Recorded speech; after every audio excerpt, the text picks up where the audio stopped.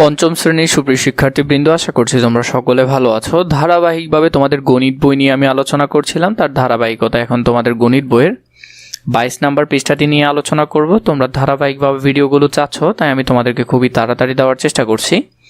6 নম্বর আমাদেরকে কি বলেছে তা আমরা একটু জেনে নিই। বাজারে প্রতি কেজি বাসমতি চাল 240 টাকা। তাহলে প্রতি কেজি মানে 1 কেজি 240 টাকা। এবং প্রতি কেজি মুগ ডাল, এবং প্রতি কেজি মুগ ডাল কত? 120 টাকা, মানে 1 কেজি 120 টাকা বিক্রয় হয়। যদি আমরা 5 কেজি চাল এবং 3 কেজি ডাল ক্রয় করি এবং বিক্রেতাকে 2000 টাকা দেই, তাহলে কত টাকা ফেরত পাবো? আমরা এটা একটু করি নিজেদের মতো করে। যেমন বাসমতি চাল কত করে? 240 করে, কিন্তু আমরা কিনেছি কয় কেজি? 5 কেজি। তাহলে 240 গুণ 5, 1200 টাকার বাসমতি চাল কেনা হয়েছে। এরপরে মুগ ডাল 120 টাকা করে, কিন্তু কিনেছি কয় কেজি? 3 কেজি। তাহলে কত টাকা? 360 টাকা। তাহলে মোট আমরা খরচ করেছি কত টাকা? 1200 যোগ 360 সমান 1560 টাকা। আমরা ফেরত পাবো তাহলে কত? আমরা ওনাকে দিয়েছিলাম কত? 2000 টাকা। তাহলে তার থেকে যদি 1560 টাকা চলে যায়, উনি আমাদেরকে 440 টাকা ফেরত দেবে। তো এটা আমরা দুইভাবে সমাধান করতে পারি। এটা সমাধান 1, এটা সমাধান 2। সেম ওই আগের মতো করে 2000 টাকা লিখলাম। প্রথমে আমরা মোট টাকাটা লিখে ফেলবো, যেখান থেকে আমরা সব কিছু বাদ দিব। বিয়োগ বাসমতি চাল 1 কেজি 240 টাকা, কিন্তু ক্রয় করেছি 5 কেজি, তাহলে গুণ আকারে রাখলাম। যোগ আমরা ডাল কিনেছি 120 টাকা, কিন্তু ক্রয় করেছি 3 কেজি। এটা ক্যালকুলেশন করার পর আমাদের আসলো 1560 টাকা। তো তাহলে 2000 থেকে বিয়োগ করার পর আর 440 টাকা। তাহলে আমরা ফেরত পাবো কত? 440 টাকা। সেম নিয়মে আমরা এখানে এটা সমাধান করব। মাহমুদ সাহেব মাসিক বেতন পান 35,000 টাকা। মোট টাকা আমরা এতটুকু মাথায় রাখি, এটাই আমরা এ ঘরে লিখব। প্রতি মাসে তিনি 18,000 টাকা বাসা ভাড়া বাবদ ব্যয়।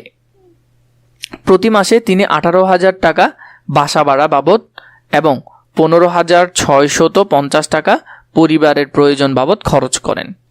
তাহলে তার 18,000 টাকা খরচ, এদিকে আরও 15,650 টাকা পরিবারের জন্য খরচ। অবশিষ্ট টাকা তিনি একটি ব্যাংকে জমা রাখেন। তিনি বছরে কত টাকা ব্যাংকে জমা রাখেন? ক্যালকুলেশনটা আমরা একটু করি। তিনি পান কত টাকা? 35,000 টাকা। আস্তে আস্তে বোঝার চেষ্টা করো যাতে তোমাদের জন্য ভালো হয়। 35,000 টাকা, শূন্য কয়টা? 3টা। এখানের থেকে আমাদের বিয়োগ দিতে হবে। তিনি যে যে খরচ করেন সেগুলো বিয়োগ দিতে হবে। এদিকে হলো 15,650 আর এদিকে হলো 18,000 টাকা।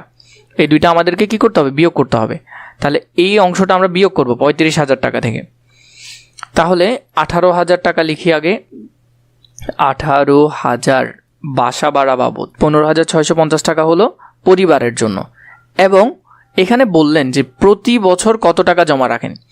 এতটুকু করার পর আমাদের যে ক্যালকুলেশনটা আসবে সেটা হলো তার মাসিক সঞ্চয় বা জমা। তিনি মাসে জমান, কিন্তু বলেছে 1 বছরের বের করতে। তাহলে কত দিয়ে গুণ করতে হবে? 12 দিয়ে গুণ করতে হবে নিশ্চয়ই। তাহলে 35,000 টাকা থেকে আমরা এই অংশটা বিয়োগ করব। আগে যোগ করি, এই অংশটার মধ্যে কত খরচ করেন সেটা যদি যোগ করি, এদিকে হলো 18,000 টাকা খরচ করে। তোমরা নিজেরা খাতায় করার চেষ্টা করবে যোগটা, আমি তাড়াতাড়ির জন্য করে দিচ্ছি। 15,650 সমান কত? 33,650। তাহলে তিনি মোট খরচ করেন 33,650।